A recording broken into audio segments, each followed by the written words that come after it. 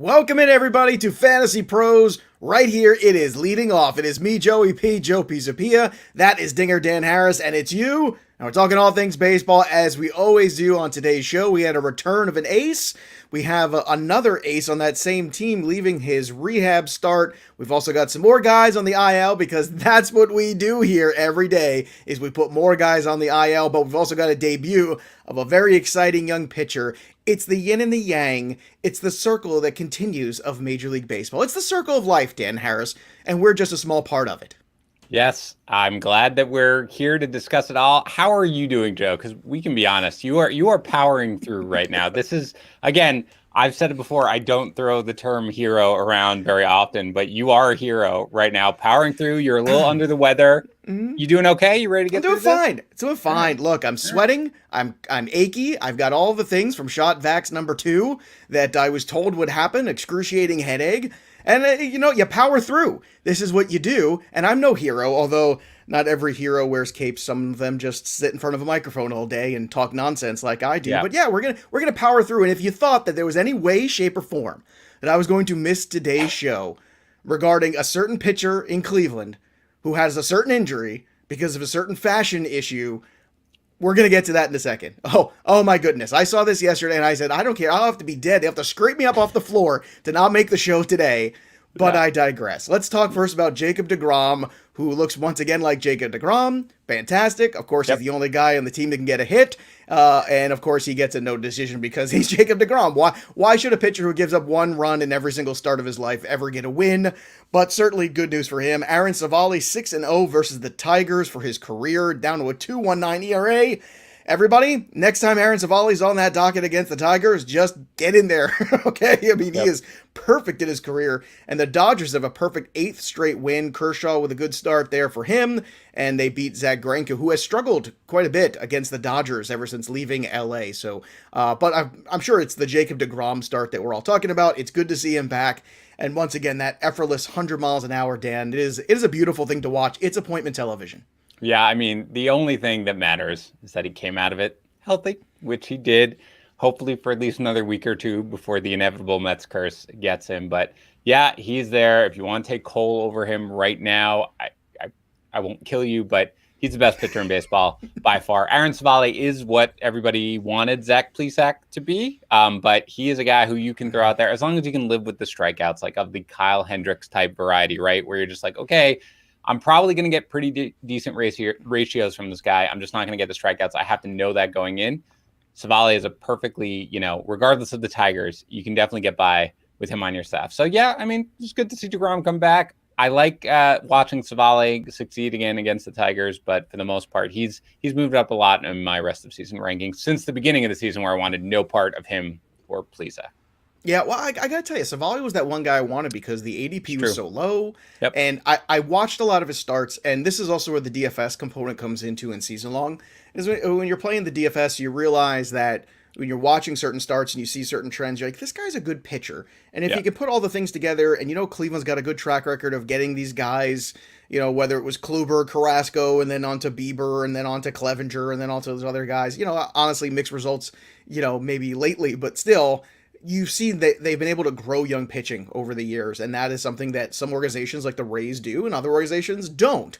So it's good to see that the Indians continue that trend, and Civale's been fantastic. So good. The biggest problem for me with Civale, though, again, and it is something yesterday, is you saw the strikeout, at least the K per 9, not the percentage as much, but the K per 9 jumped last year. Pitcher. He's a good pitcher. Right. It jumped last year to like roughly 8.5, but it was a shortened season. That was kind of to be expected. Guys could air it out a little more without worrying about the long-term repercussions. Before that, it was roughly 7 per 9. Right now, it's 7 per 9. So that's fine. But again, when you roster a guy like Civale, who perfectly, I mean, he's a guy you can start every time out. You have to understand that if you just throw him out there without looking real closely at where you stand in the strikeouts categories, you are going to fall behind. So it's something, again, rosterable, startable pretty much every time out, but pay attention closely to where you are in strikeouts. It's like early Kyle Hendricks in his career, too. Yes, that's exactly right. Better pitcher than necessarily a fantasy pitcher, but that does matter. You take the ball every fifth day and you give your team a chance to win quality starts. That's all very good.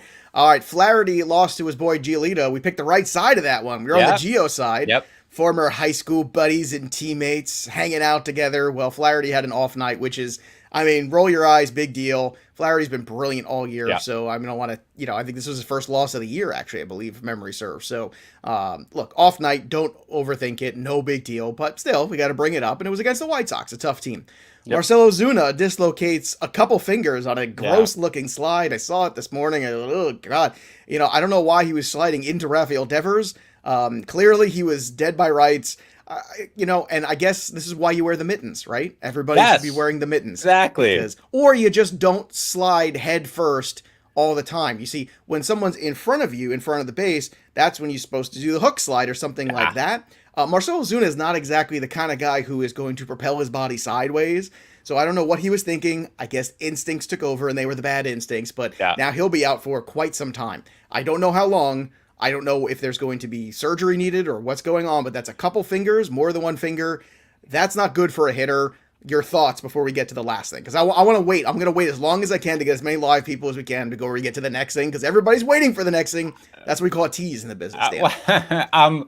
Ozuna, it stinks. First of all, I assume, I know he's going to be out. I'm sure he'll go on the IL at the very least. I don't know. I think it really does depend, because I feel like dislocated fingers are the type of thing that it's possible that you don't have to miss that much time, but that did not look good. So we're going to see. And the annoying part with Ozuna is that there was a hot streak coming eventually. Like, he's talented enough, and now, right, Christmas is coming too eventually, Dan. It's a little bit like how I felt about Victor Robles, who, again, I was basically ready to drop.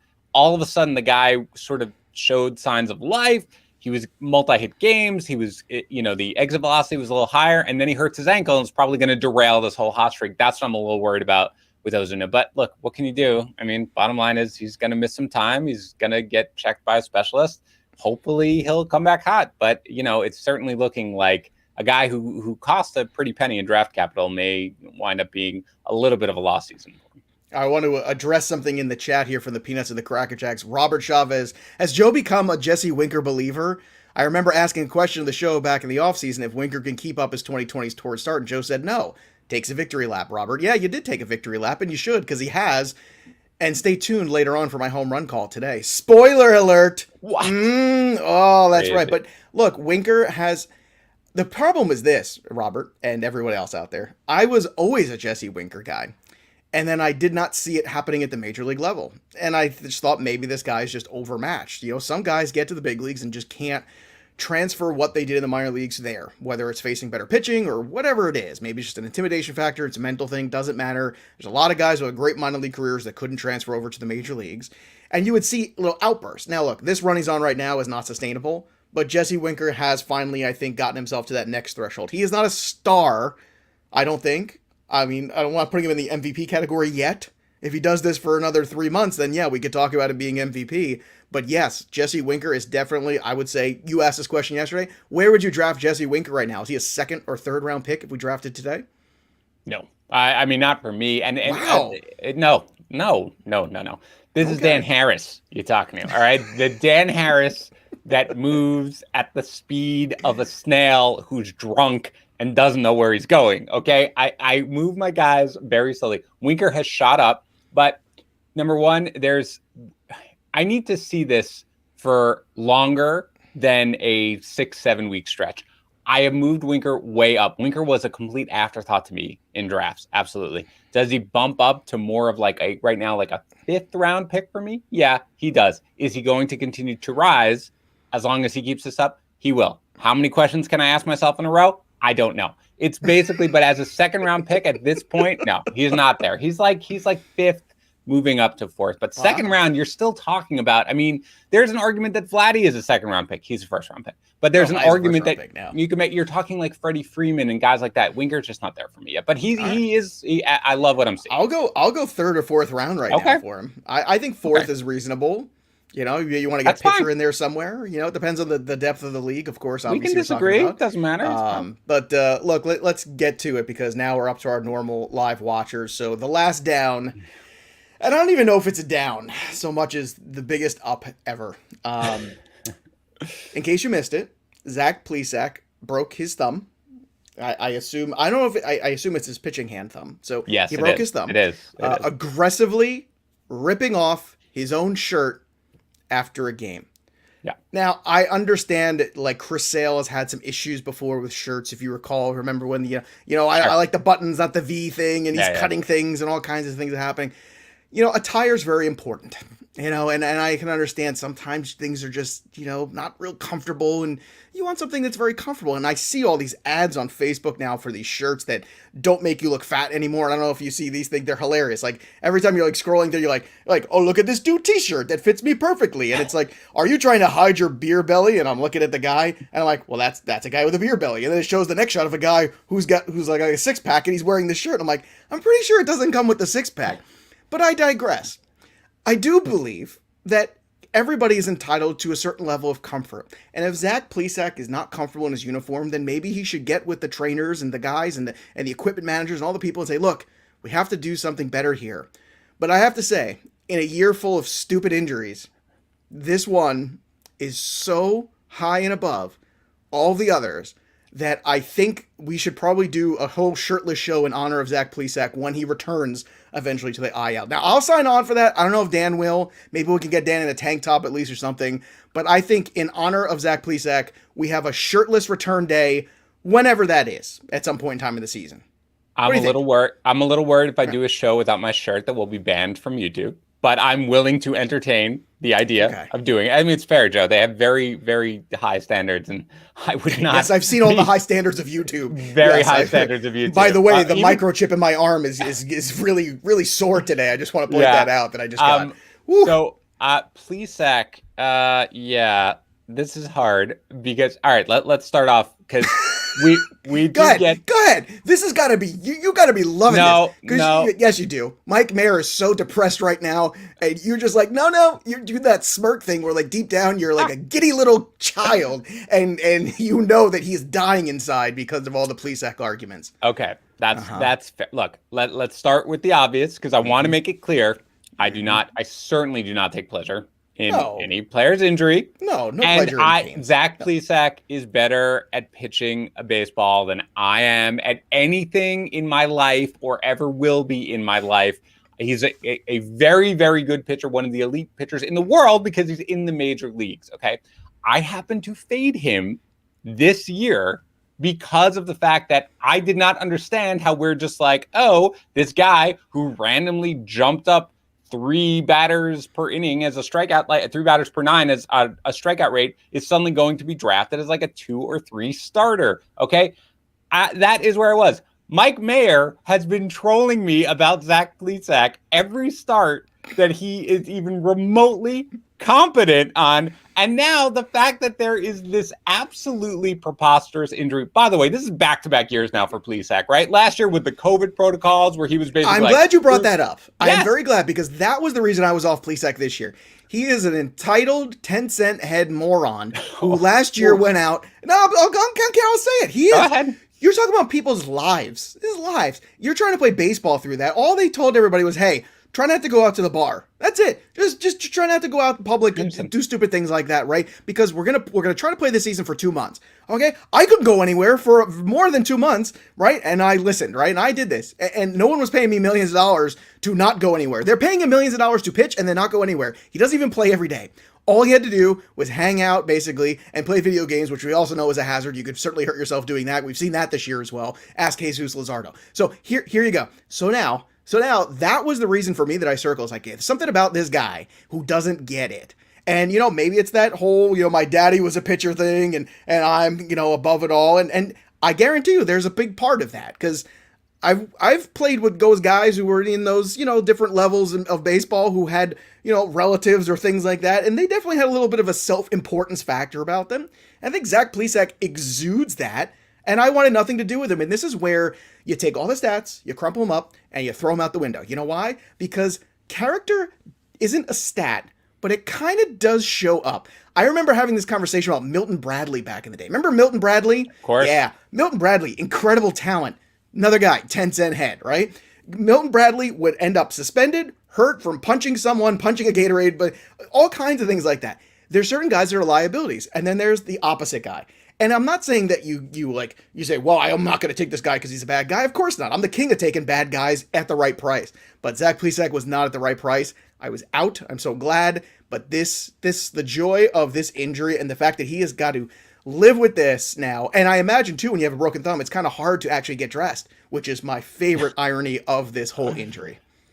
So we're like 15 minutes into this podcast, so we got to get to some baseball, but I will close with this. This is baseball. This is lots of baseball. It's true. It's true. I'm going to ask all the people. This is what you want? Are you not entertained? Is this what you're here for? Look at this. 100%. Look, there we go. Preach. See, I'm preaching. There you go. Goodness. Okay. This is the Plesac show. The bottom line, though, is this. If you were a teammate of Zach Plesac, you probably hate the dude at this point. And again, that's just what I'll say. Cleveland is surprisingly in contention, right? They're 26-20. They're a game and a half behind the White Sox. And you have this guy who last year basically said, I'm breaking the COVID protocols, and I don't care. He was not apologetic about it, by the way, right? He hit it. They didn't care. Nothing like that. Now he has a ridiculous injury. This is probably best case scenario is what, a 6-week injury at this point? And if it's bad, it's going to be longer than that. So if you're a teammate right 6 weeks, then plus ramping up again, which is going to take another week or two. So, here's all I'm going to say. Ready? This is the last time I'm going to mention Zach Plesac for at least a month. Done. And so for that, I will take it. And that's it. Let's get into yesterday's. For a brief 5-minute window there, I felt much better. all of a sudden the slight fever broke and everything. I'm good now. Yeah. Here's a good one. Trevor Gray wants to know, which I can only assume is the love child of Trevor Story and John Gray. Should I trade Jose Ramirez for Shane Bieber? This is interesting. These are two elite players. To me, this is about roster construction and format. If it's Roto, where you are in the standings, it's even. It's fair. These are both first-round talents. I think it's about need. In keeper leagues, I always like the position player. If this is just a redraft league, especially a head-to-head of any kind, I always lean towards the pitcher. And I know Bieber's been on like a bad stretch. Oh my God. Like a bad stretch for Bieber is like the best stretch for Joe Ross. So, I mean, let's be honest. It'll pass. But what are your thoughts on when you trade superstars?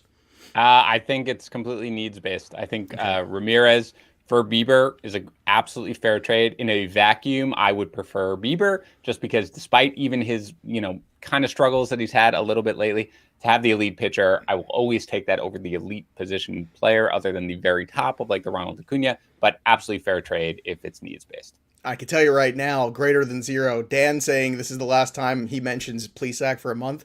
Who? Yeah, exactly. I'm going to mention never heard of him. I'm going to mention it. All right, let's go and fly through some of these things. We'll get to some DFS too. Some other good performances last night. Max Scherzer, 9 strikeouts versus the Reds. We talked about DeGrom. Vladdy keeps homering everywhere. Shohei Ohtani, Adolis Garcia, Jared Walsh, all homered. Ohtani's home run was 117 miles an hour. Yeah. My goodness gracious. Kershaw, 7 2/3. That's a long start for Mr. Kershaw. You don't see him in the 8th inning very often. Gossman, 5 shutout innings, 9 Ks against the D-backs. His ERA is now 1.53. Something's got to give there. It's not going to be that the rest of the year. But I want to talk about Rich Hill and his 13 Ks against the Royals. Poor Rich Hill did not get a W in this game.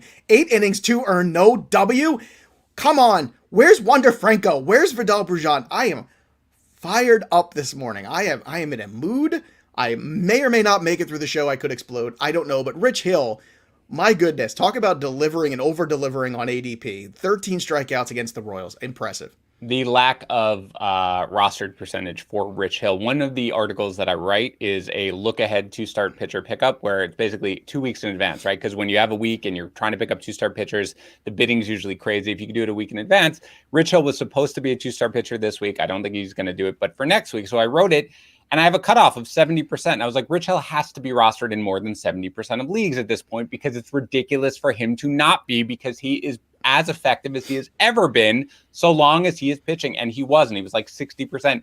It's ridiculous. This is what Rich Hill does for the most part. When he is healthy, he is effective. Add him everywhere. You understand it's not going to be for the rest of the season because he will get hurt. But there is nothing to doubt his performance. He's dropped his ERA by like 5 runs over the last 5 starts or something like that. Pick him up. He's going to be dominant so long as he's in the game, which is probably going to be for another 3 starts, but at least enjoy it on your roster. Jose Barrios had the start we were talking about, 5 2/3. I wish he could have gotten in. I just finished the 6th. It would have been nice. But still, 7 Ks. ERA's down to 3.6.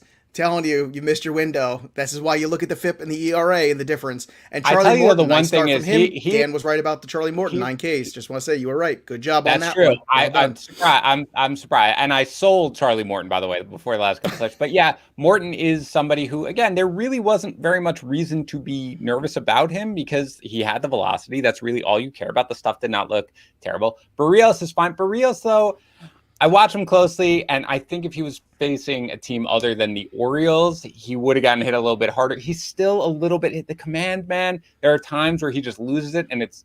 We talked about it with, I forgot who we were yesterday, but it was middle a lot of times. It was a little bit of a better lineup. So I'm not selling Barrios, but I'm not. I kind of thought Montas, I think you were talking about with middle. Montas. Right? Oh, thank you, Joe. You're welcome. God, never miss a beat. Montas, right. It was a little bit of that with Barrios last night, and I think a better lineup. Not that their lineup is bad, but would have hit him hard. He was on the ropes a couple of times. Mullins got picked off to get him out of one. But again, Barrios is not a guy I think is going to take next week, but he is what he is. A pretty low whip, decent ERA pitcher who probably is going to get wins as the Twins hopefully kind of figure their stuff out. But anyway, I just wanted to say that Barrios was good. Not I think he had like 9 base runners, so not as great as necessarily the line suggests.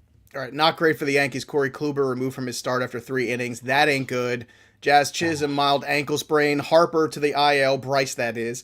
Kyle Gibson to the IL. No, with a groin strain. That not came our out of favorite. nowhere. What was this? I don't know. He was probably removing his pants aggressively. I, for one, like to remove my shirt passively. Sometimes I just kind of like slowly pull it off. Like, wow, maybe I'll take my shirt off. Maybe. Okay, I will. I don't know. All weekend, I'm going to just be, every time I go out to the pool, I'm just going to aggressively remove my shirt and throw it somewhere in anger. Noah Syndergaard left his start after 1 inning with elbow soreness. All I'm going to say to this is common in the guys working back from Tommy John. This is why sometimes you got to like be a little bit more patient with them. So don't freak out yet. It's not great, but don't freak out yet. This is something you see a lot where everything looks great, and then all of a sudden they have like a little soreness or that dead arm or that weird period. Let's just, give it some time. Chances are he'll rest and then ramp up again. Once again, very common. I think Wainwright had this happen after his TJ. A couple other pitchers I remember happening. Adalberto Mondesi returned from the IL. He beat my window. I said he was going to be back by Memorial Day.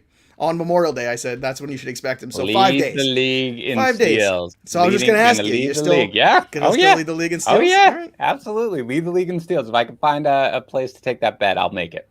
All right, Brian Anderson, Harrison Bader also went to the IL. So there you have it. And look, if you're going to aggressively remove your shirt this summer, make sure that it's Manscaped. Go to manscaped.com, get 20% off and free shipping with our code LEADINGOFF right here on the show. Manscaped is the absolute best men grooming tool there is. You can shave your chest, your back, your nether regions, whatever you need to take care of.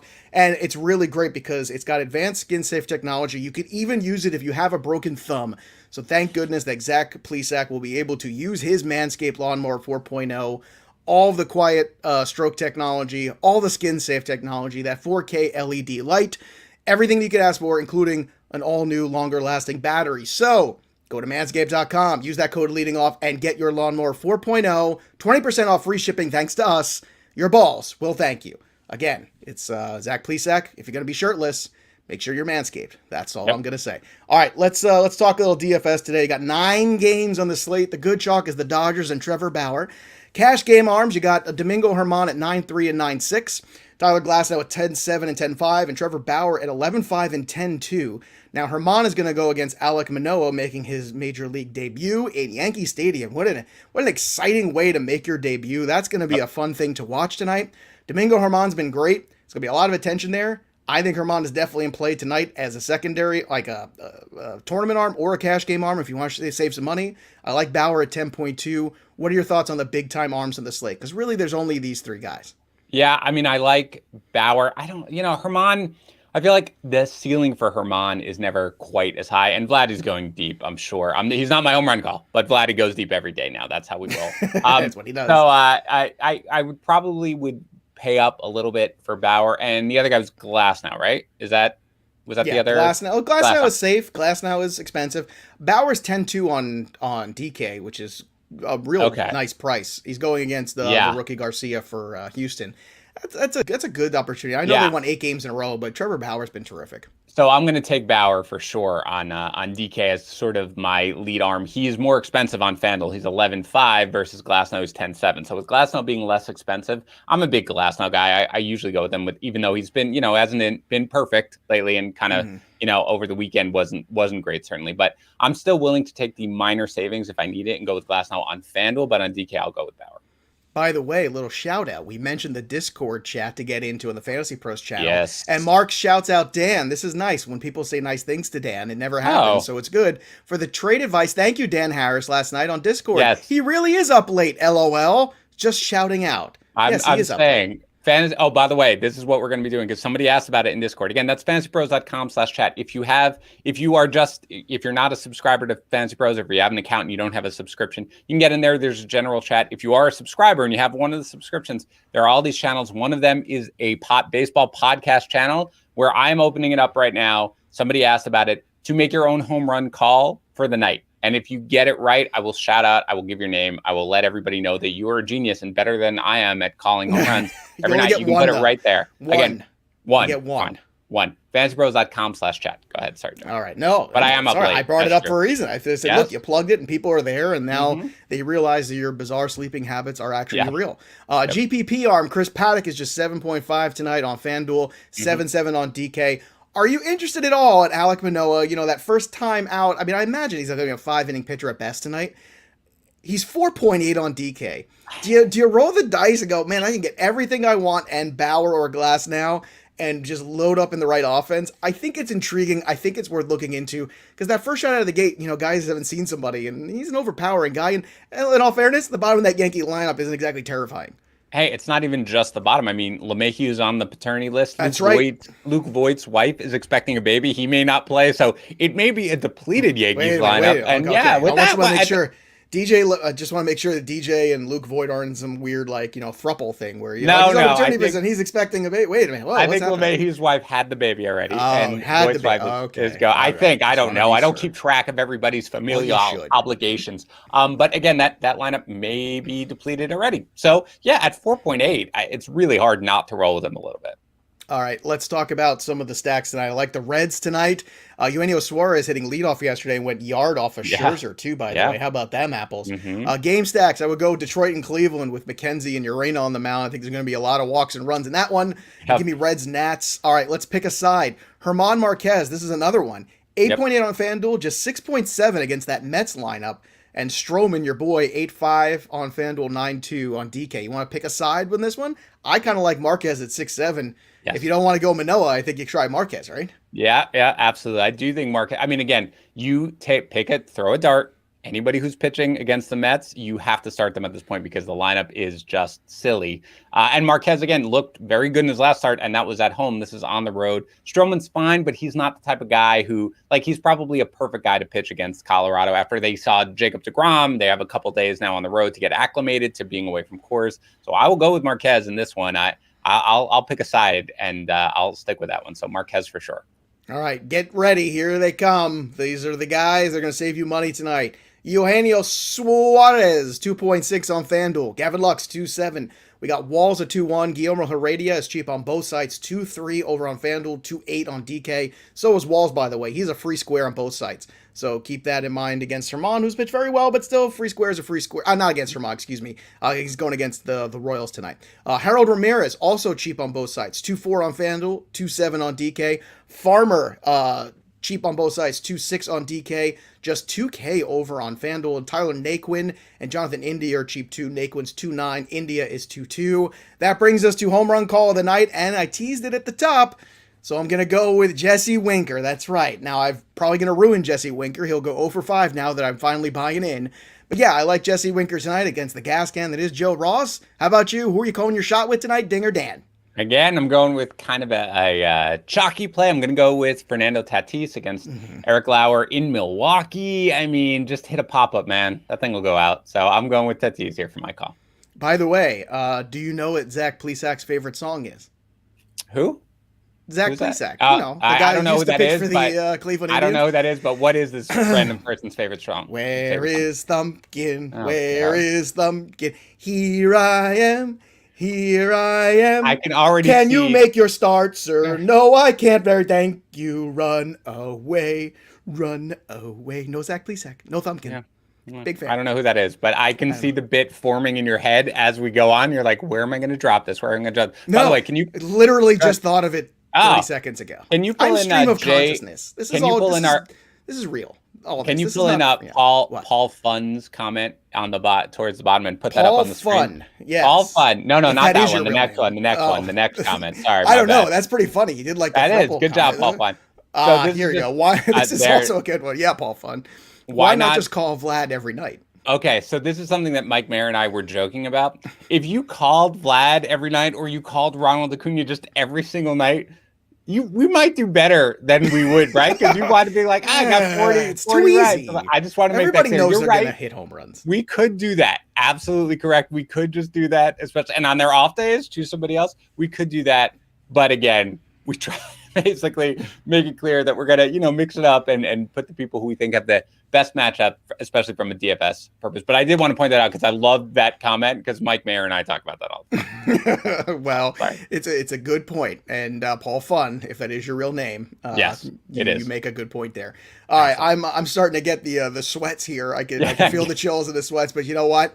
Somehow this really helped me feel better. Gotta say thank you, Zach Plesac. And I also want to remind everybody too, if you like Vlad Guerrero baseballs that are maybe leaving the park, how about an autograph one? Thanks to our friends at Pristine Auction. You only have a couple days left.